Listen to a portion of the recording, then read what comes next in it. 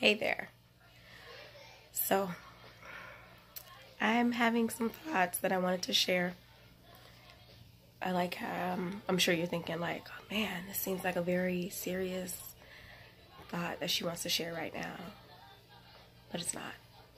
I mean, serious to me, but I don't want you to get concerned or anything. Also, you're going to think, is she really back on the toaster thing? I am back on the toaster thing. So listen, I went back on Amazon and I'm like, okay, I'm going to get my toaster now. I was ready to actually pick a toaster. Problem is, the reason why I hadn't picked a toaster yet was I'm very, very indecisive. And the people who know me for real, they know this about me. They know that I'm going to look at things and look at them again and then look at it again and say, I don't know, but I like this one, but I like this one. And this one kind of looks like that one. And this one does, oh, I don't know, but I like the black, but I like the black with the silver. And, you know, because that's me. You should just see how long it takes for me to pick my food when I go to a restaurant. So I was kind of indecisive, and I also kind of glanced at reviews normally on things. Am I going to glance at reviews on a toaster? Probably not. I mean, what's most of the review on a toaster is going to say? Like, the cord was too short. It was too big on my counter. It's a toaster. I mean, I will tell you, I feel like a toaster is probably one of the simplest things that you will ever have in your kitchen. Like, everybody knows what to do with it. It really requires no instructions. Like, nobody says, like, hey, excuse me, how do you work that thing right there? You know, it's not like a KitchenAid mixer. It's a toaster. Everybody knows what it is when they see it. They know what to do with it. They know where to put the bread. They know where it comes from. They get the gist of it. However, apparently I was wrong. So, I'm back on Amazon, right? And I'm looking, and the other day I was talking about the one that was like $70-something. I see a toaster that's $167.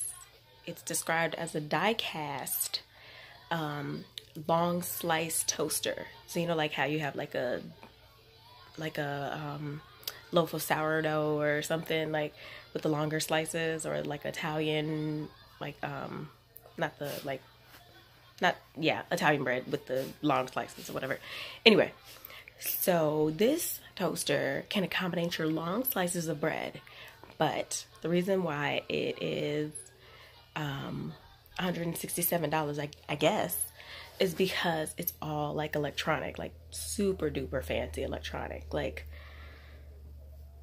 flashing lights, and like it has the thing called like a lift and look function where you can like peek at it and see if your toast is toasty enough for you. But it's all completely electronic. Like this toaster, everything on it, like it doesn't spring up by itself. It comes up slowly. It has like a little tiny motor inside, says the reviews and stuff. It's very quiet though. I'm like, it's a damn toaster. Like, did you expect it was going to be loud? Like, I didn't expect I would hear it at all until that damn thing made the noise and the bread popped up. So anyway, so, of course I'm like, okay, it's $167. Whoa. Second thing, this $167 toaster has almost 900 reviews on it. And I'm like, I'll bite. I'm gonna glance at some of these reviews just because I'm wondering. Because, I mean, I guess you gotta wonder, like, what, when you buy a $167 toaster, I don't know. What's wrong with it? So, anyway, I glanced at it. Side note, though, I'm thinking, no, I'll save that for myself. Anyway, so I glance at it, and so I see this pattern of a bunch of reviews saying the same thing. Kind of mixed reviews, like, oh, I love this toaster. It's the best toaster I've ever had. Oh, it's so great. I splurged on this one because I eat so much toast. This is the way I imagine them talking, of course. I mean, I can't hear them. I'm just reading it. But, I mean, you gotta eat a lot of toast. Like, that has to be the thing you eat all day long for you to spend $167 on a toaster.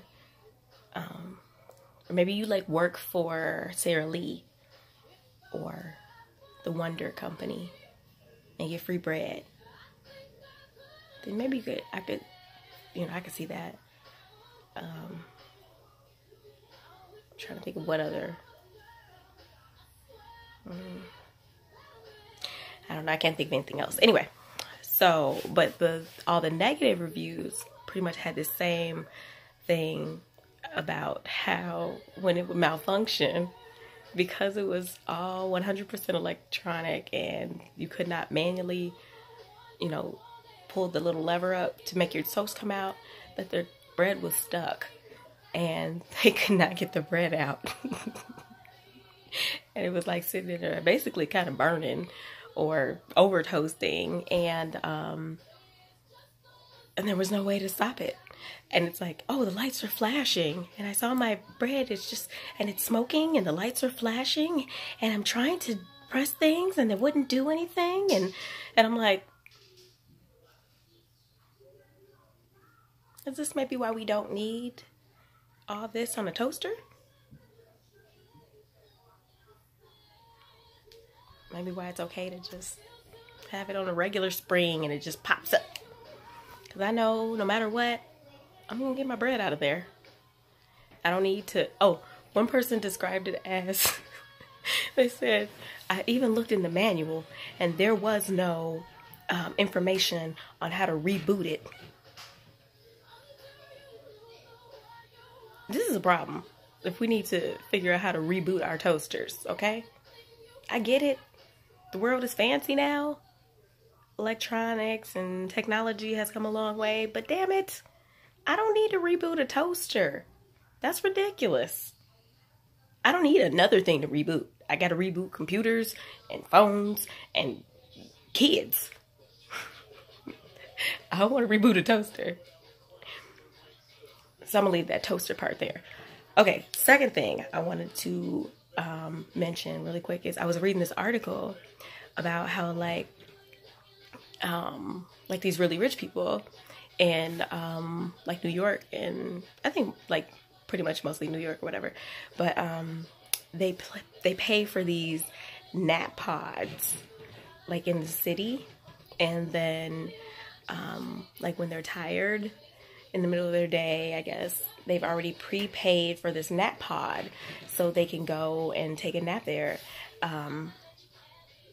anytime. So it's like they pay this flat price of like so many $100 a month, and then they'll say like, hey, I could just really use a nap right now. It's the middle of my day, I've been working so hard. Use a nap. I'm gonna go to my nap pod, my prepaid nap pod. I'm gonna take a nap. Like, wow. And you know what I'm thinking? I'm not judging. I'm not judging at all. The biggest thing I'm thinking is whoever the hell came up with this nap pod idea is winning. They are winning. Because you know good and well, ain't nobody in there napping every damn day. So you're basically getting rent off of corners. Cute corners, comfy corners. But hundreds of dollars a month off of sexy, comfy corners for people to come by a couple times a month and take a nap. Winning. Okay? I feel like, don't let me come up with some space. I'm going to create a napping space. Because I know I have been in the middle of the day before, like, I could use a nap. I don't know where I would put this, though, because I don't know anybody who would pay, like $300 a month for a nap pod. But, I don't know. I could probably figure out something else. Maybe. I just feel like that's just an amazing idea, and I wish I would have thought of it first. I imagine soon we'll hear about the person who invented nap pods. Right up there next to Mark Zuckerberg. I want to be his friend. Have a good day.